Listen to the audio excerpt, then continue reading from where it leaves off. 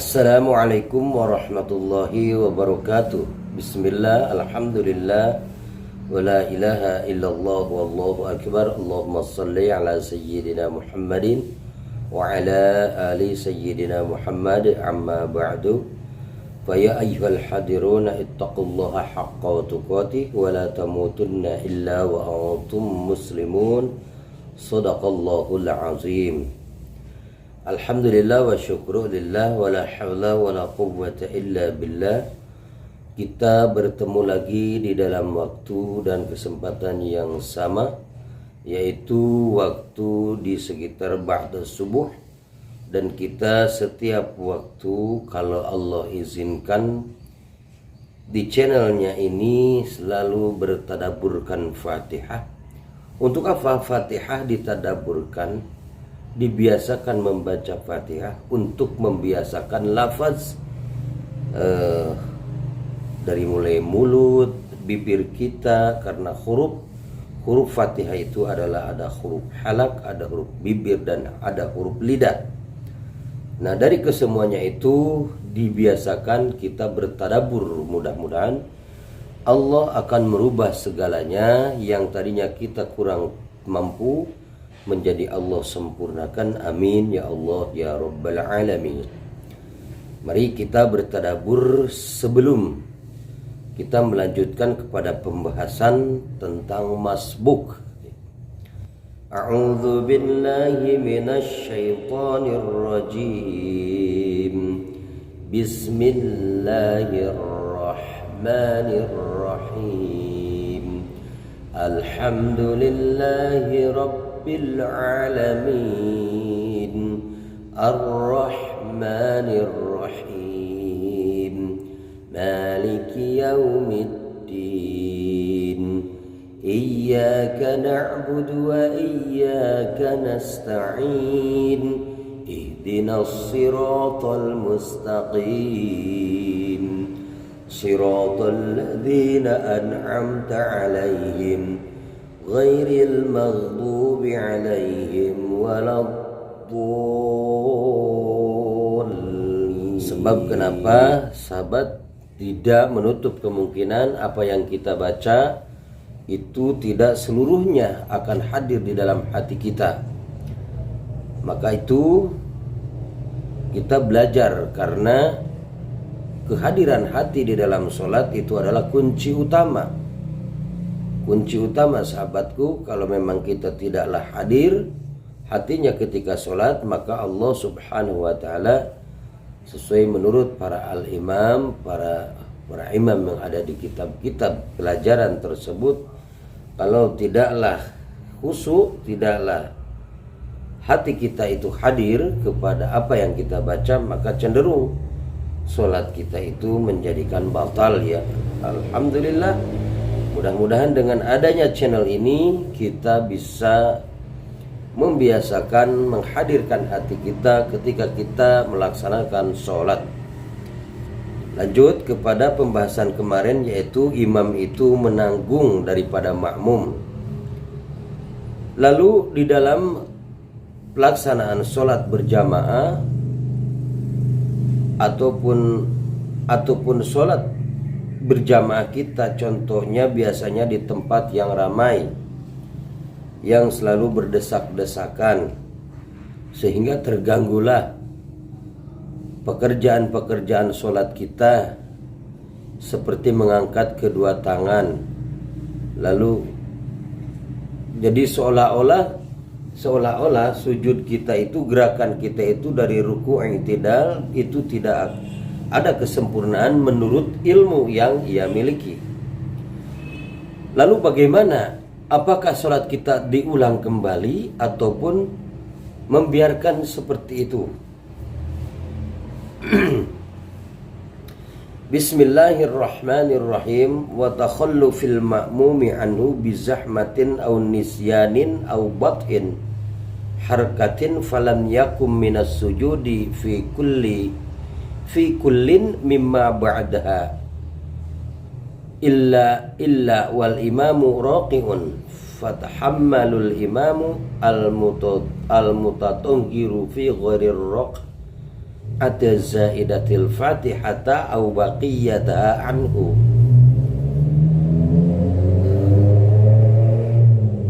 wa takhallufil ma'mumi anhu bizahmatin. Makmum itu tertinggal, ya. Jadi si makmum itu tertinggal dari imam karena berdesakan. Contoh, karena berdesakan itu tertinggal dari gerakan, ya, dari gerakan. Yang sering terjadi adalah ukuran karpet, ya, atau ukuran sajadah. Ya, ukuran sajadah itu sahabatku ada yang pendek, yang seperti sajadah itu ada yang ukuran 1 meter atau kurang lebih, ya, sehingga ketika si makmum di depan kita itu ruku, nah kita seakan-akan, memang bukan seakan, mentok dengan postur tubuhnya yang panjang di depan. Nah ini bagaimana? Apakah kita harus mundur? Apakah kita harus pindah sedangkan sholat sudah berjalan? Nah ini pasti terjadi di suatu tempat, ya sahabatku. Maka di sini adalah makmum tertinggal dari imam karena berdesakan. Wa takhallufil ma'mumi anhu bizahmatin au nisyanin au bati harkatin, atau dia lupa, dia berjamaah dengan imam, dia lupa atau lambat gerakannya, sehingga setiap kali berdiri makmum dari sujud, imam sudah ruku lagi. Wah, ini lambat sekali, ya. Wal imamu raqiun fatahammalul imamul mutatahhiru fi ghairi raq'atiz zaidatil Fatihah. Jadi yang ekstrim ini berarti ekstrim, ya. Ini menceritakan makmum yang tertinggal dari imam karena berdesakan. Karena lupa bacaannya si makmum atau lambat gerakannya si makmum. Nah ini yang ekstrimnya itu, sehingga setiap kali makmum berdiri dari sujud, si makmum berdiri dari sujud, artinya si makmum itu sudah al-qiyamul qadir, ya. Sahabat-sahabatku harus tahu, ya, harus tahu gerakan sholat kita itu ketika rukun-rukun yang harus diperingatkan, dihadirkan di hati kita. Contoh sujud, kita bangun dari sujud, berdiri tegak, hati kita itu harus mengetahui apa berdiri tegak ini hukumnya. Nah, berdiri tegak kalau kita dari sujud, Allahu Akbar, berdiri tegak itu adalah rukun al-qiyamul qadir, ya, al-qiyamul qadir. Mau rakaat pertama, kedua, dan ketiga pun sama, itu adalah al-qiyamul qadir. Nah ini yang disebut dengan as-salatu lidzikri. Selain daripada hukum pembacaan dari ayat-ayat sholat tersebut, maka kita harus memperbaiki hukum-hukum yang telah diutarakan daripada rukun-rukun sholat yang sudah tersusun oleh para alimul ulama, sehingga memperbaiki rukun dan sunnah itu adalah rentetan daripada 27 derajat sholat kita lagi berjamaah. Maka kalau tidaklah tahu, itu tidak menjadi persyaratan sholat tersebut. Maka sholat itu adalah mempunyai persyaratan, seperti kita mencari pekerjaan, itu ada persyaratannya. Tanpa ada persyaratan, pekerjaan kita mencari kerja tidak akan diterima, sahabat-sahabatku sekalian. Nah sehingga gerakan yang paling lambat ini, si makmum sudah berdiri, pas ketemu si makmum berdiri dari al-qiyamul qadir, imam sudah mulai kepada ruku, berarti udah melewati sunnah, udah melewati fardu Fatihah, dan ruku berarti melewati satu gerakan rukun yang panjang, yaitu membaca suratul Fatihah. Karena berdiri tegak dan suratul Fatihah itu bergandengan posisinya. Nah di sini dua rukun ini terlewati. ketika si makmum bangun, dikarenakan terlalu lambatnya si makmum. Kenapa terlalu lambatnya si makmum? Karena si makmum itu sudah membiasakan menghadirkan hati ketika dia sholat, menghadirkan sunnah ketika dia sholat, menghadirkan fardu ketika dia sholat, karena mengutamakan hadirnya hati di dalam sholat sesuai amaliyah dan ilmu yang ia miliki. Nah, sehingga si imam kebanyakan si imamnya adalah lebih cepat daripada si makmum, maka pasti akan tertinggal. Nah, tertinggalnya di sini adalah si makmum terlalu lama dari sujud sampai ke ruku. Apakah hukumnya? Ataukah bagaimana hasilnya?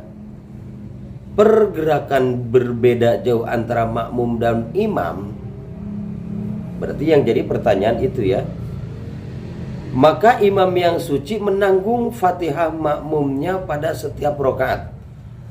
Inilah sahabatku yang disebut al-imamu dominun. Luar biasa.